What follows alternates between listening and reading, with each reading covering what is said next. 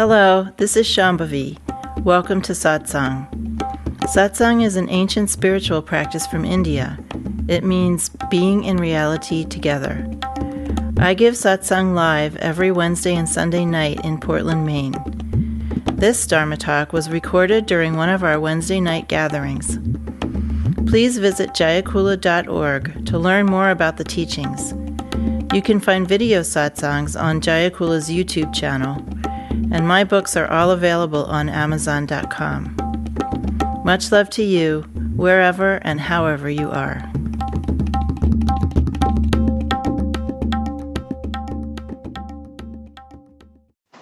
Tonight's topic is fear, but it isn't really, and I'll tell you why in a minute. The fear that we experience is based on our either conscious or unconscious perception of our own impermanence.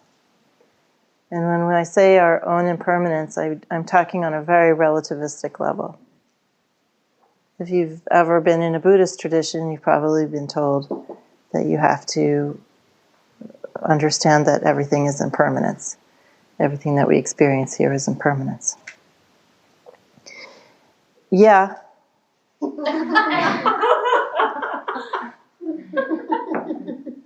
But what you actually have to realize is permanence. I'm not being cheeky. It's actually the truth. So we have this construct made up of basically a jumble sale of karmas that we call ourself. And that self is predicated on the experiential concept that we're separate beings. It's that construct that is afraid for its life, basically. And it wants to preserve itself. It has momentum and it wants to preserve itself. At the very most superficial level, you could say it wants to preserve itself by avoiding illness, by racking up possessions, by hoarding, basically hoarding various kinds of things, by, being cautious, not taking too many risks, by being famous or being respected or leaving something behind. Many people are obsessed with leaving a legacy or having somebody remember them. And this is very silly because whoever's going to remember you is going to be dead very shortly anyway.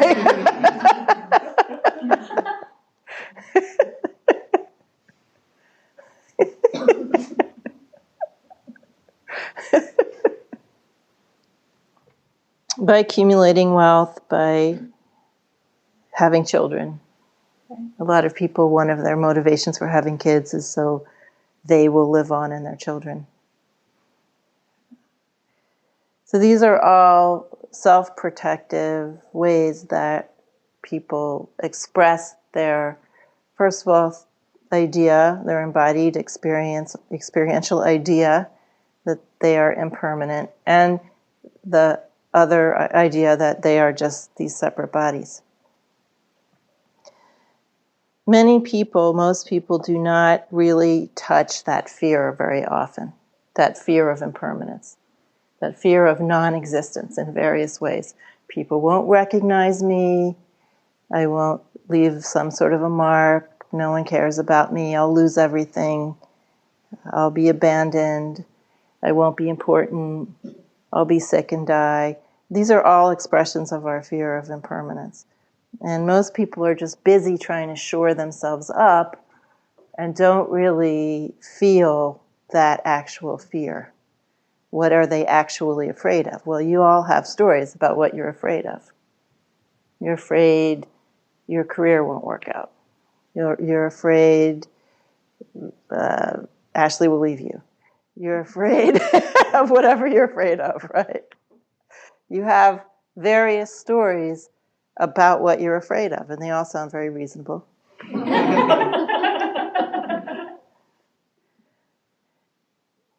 But they're all about fear of losing something. and basically your life in some way or another. Sometimes fear also gets expressed through other kinds of things. You use certain kinds of emotions to bash your fear into submission so that maybe you never feel it. Like anger. You just go around getting angry at everything instead of actually recognizing your fear. Anybody challenges you to do something outside of your comfort zone, boom, you're pissed off.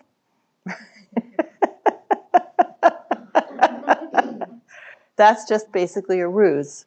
Small self will do anything it can possibly do to distract you from the fact that you're afraid. Because being afraid is so much more embarrassing than using rationality and reasonableness. I have an explanation of why I'm not going to try that new thing. It's completely reasonable and rational. I have all my arguments lined up. Right? So there are all different ruses that small self uses to explain its fear, blot out fear with other intense emotions that aren't quite so embarrassing. We do all of that. But then there's the worst thing that we do, which every single one of you does at some point or another, which is after I've blown your cover, or somebody has blown your cover, whatever it is, and you finally are willing to say that you're afraid of something. Then you take refuge in bemoaning your fear. You take refuge in being someone who's afraid, professing your fear, proclaiming your fear, telling the story of your fear, confessing, heartfelt confessions. And that is where you stop. That's it. That's your relationship to fear. You've owned it.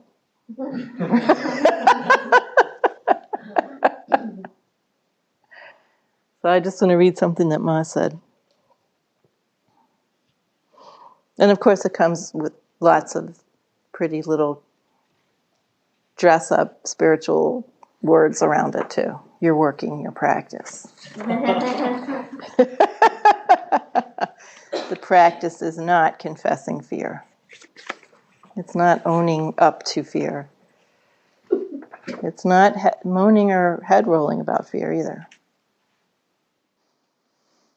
Ma says, and this is the real topic of this talk, take shelter in fearlessness. Take shelter in fearlessness. The world indeed is fearsome. Parents, get over it. Okay, it's fearsome, we're afraid, we have fear. If you take refuge in fear, will you not be afraid? If you take refuge in, now you've suddenly, pulled the mask away from your reason and your anger and your avoidance and whatever. And now you see that, yes, there's fear, but immediately now you make a persona out of it. You make an identity out of it. And again, you've just managed to escape actually feeling it, right? Now it just becomes a bunch of words and hand-wringing performance, right? It becomes a performance of fear rather than actually feeling anything, right? Good move.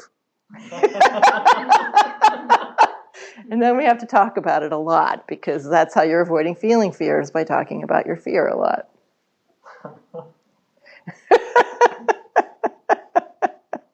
We're so good.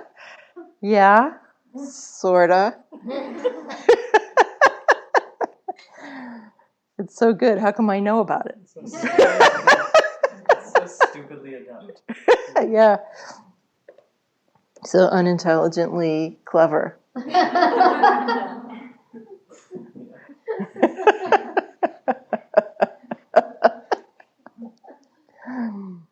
So, take shelter in fearlessness. The world indeed is fearsome. If you take refuge in fear, will you not be afraid?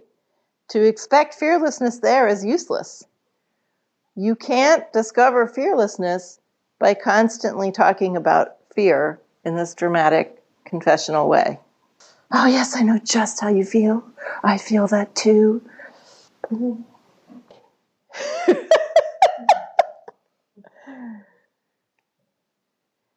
To get protection from misery, it is one's duty to take shelter only with God.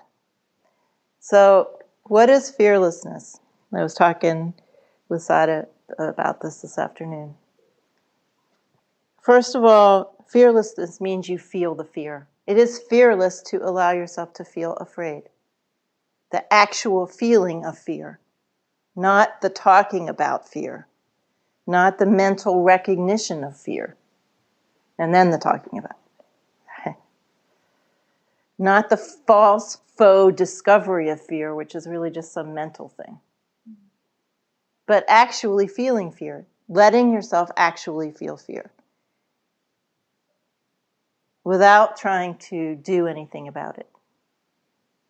And only by letting it play and being in the state of your practice when you're doing that can you discover the root of fear, or will fear have any chance of dissipating. And then you have to apply great effort. Fearlessness is the effort to continue to be in the state of your practice even when you are actually feeling fear. And that means on the cushion and off. You feel something is right for you. Then you feel afraid. You feel actual fear. This is a time when many people feel actual fear. You're trying to make a decision about something. You know what's right for you. And then the moment you realize that you know, that you actually know, you actually have clarity about what it is that you want, then you feel fear to act on that. Fearlessness means you do it anyway. If you cannot stick to your practice and remain in the state of your practice and act according to view, even while feeling fear, you cannot realize. It's just as plain simple as that. You cannot take refuge in your fear and then suddenly, or however your fear expresses, as rationalisticism, rationalesque thinking, trying to emphasize how it's not actually rational, or anger, or sadness, or profuse proclamations of your fear. All of those are taking refuge in your bound karma.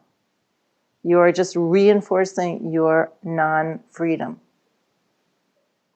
Freedom comes when you act according to your wisdom heart, according to your practice, according to the view, even when you are terrified. That is where the rubber meets the road, folks. Feeling afraid is actually an opportunity, a great opportunity, to act according to the natural path of waking up even though you're afraid. To move toward openness and continuity even when small self wants to move towards more separation and safety. There is nothing that will divest you of karma faster than doing that in the midst of fear. And if you're not willing to do it, if you think fear or anger or sadness or whatever it is that's masking your fear, that whatever ruse, if you think that's an excuse to fall out of your practice and then tell the story about it, how terrible, I was out of my practice, and then you think that's being in you. No, it's not. Being in your practice is actually being in your practice. And if you put that effort in there right then and there, you will reap really great rewards from your sadhana any time of day, on or off the cushion. That's fearlessness. Fearlessness doesn't mean being without fear. It means not following the fear and not repressing it either. One of the greatest things you can do, and I learned this personally, is to be feeling fear, actually feeling fear, and not guard against it. Just relax everything. Be in the state of your meditation, or whatever practice you do, and just let the fear run its course.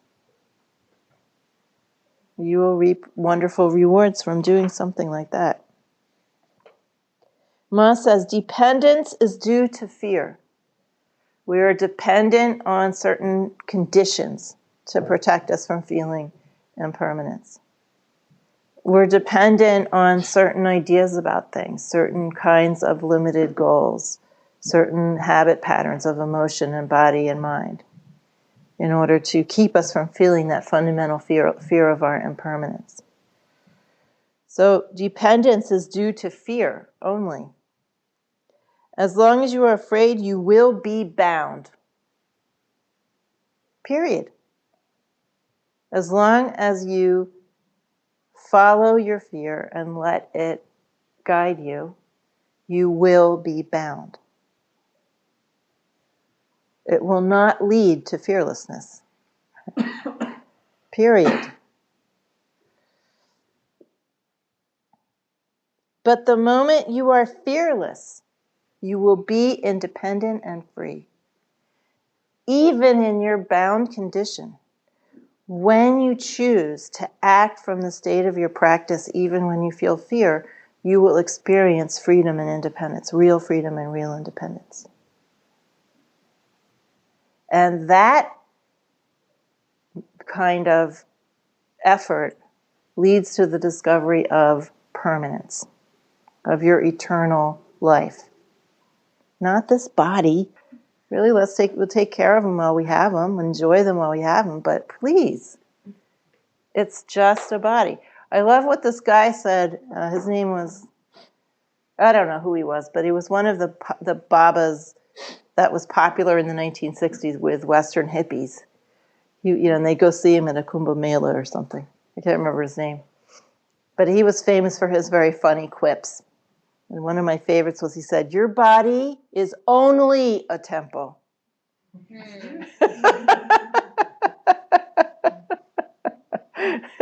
Isn't that great? Yes, we take care of the temple, but it's only a temple. When you remain in the state of your practice, you discover immortality.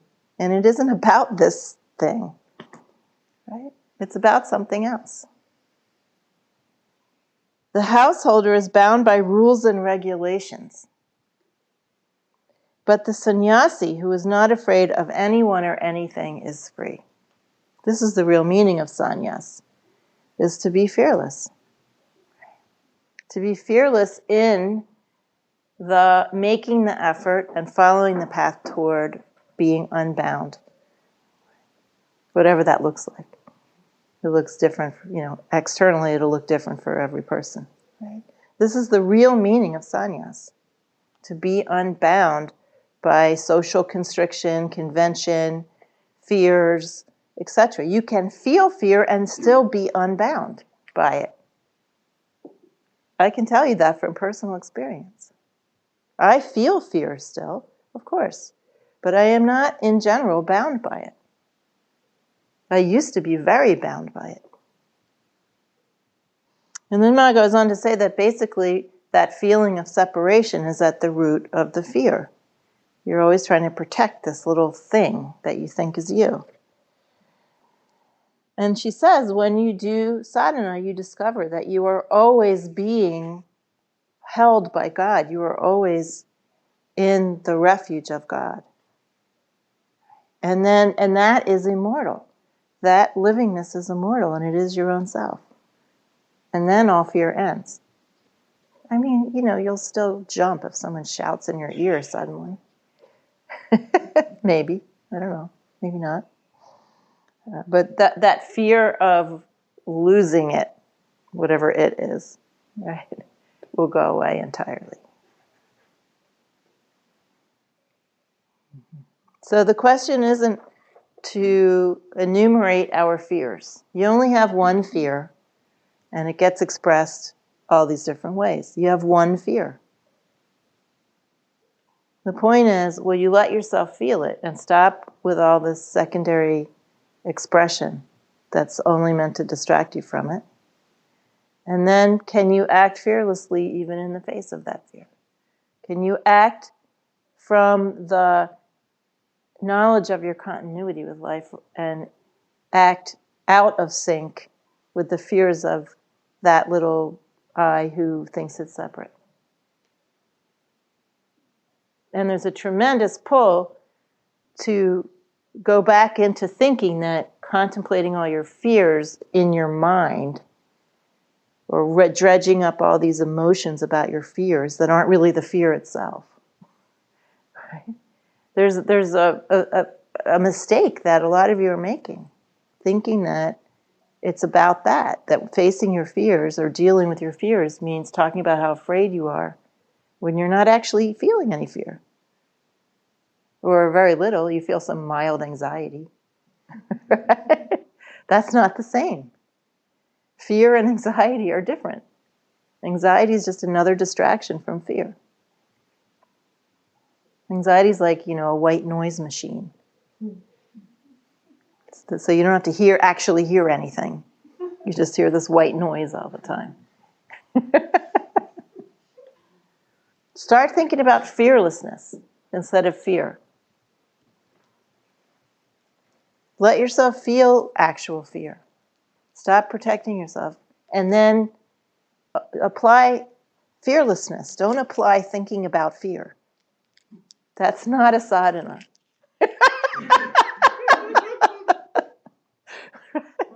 We live in this highly psychologized culture.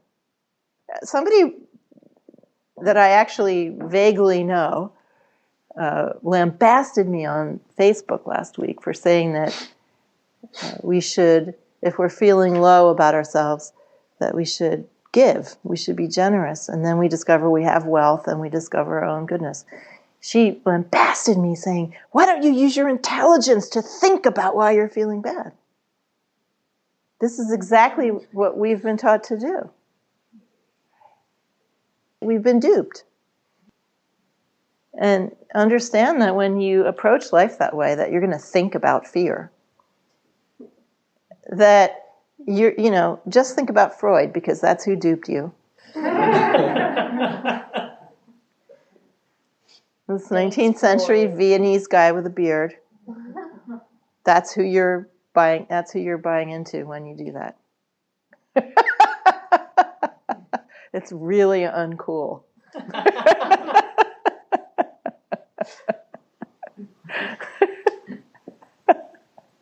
Those of you who are worried about being cool. We actually want to do something, not think about things like that. I mean, use your intelligence, of course, you're going to think about things, but don't mistake moping for doing sadhana. They aren't the same thing, I guarantee you.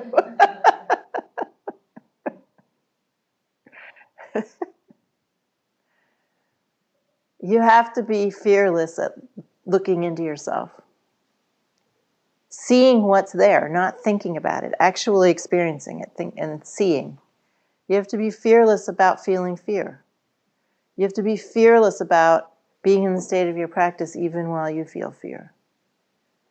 You have to be fearless about following wisdom in the face of everything that's going to try to make you not do that, including stuff going on inside of you. Put your focus on fearlessness, not on your fears, because that's what you need to realize. And the only thing that will lead you to a life of uncontrived expression and freedom is going to be fearlessness, not a better description of your fears. You all are tantrikas. Saying you're afraid of something and that's why you're not going to do this or that doesn't cut it at all. Not at all. When I started releasing the Crewocracy drafts, I'm overwhelmed. It's like, yeah,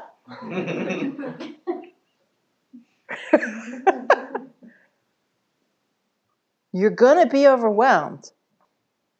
The sooner the better.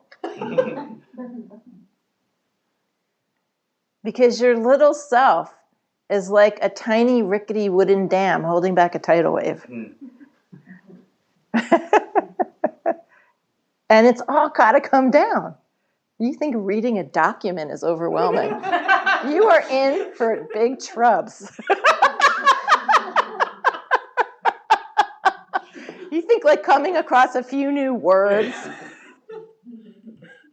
is overwhelming?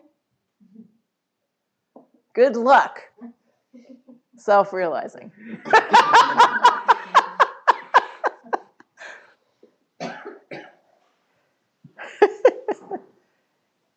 Being asked to do some little thing outside of your comfort zone, that makes me anxious. I feel overwhelmed. That brings up my issues about blah, blah, blah, blah, blah.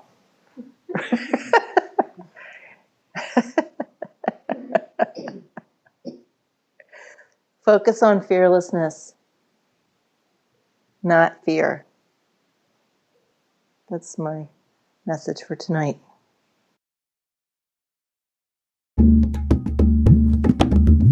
Jayakula is a nonprofit community offering opportunities to learn and practice in the direct realization traditions of Trika Shaivism and Dzogchen. We are based in Portland, Maine and Portland, Oregon. Visit jayakula.org to explore more of our offerings.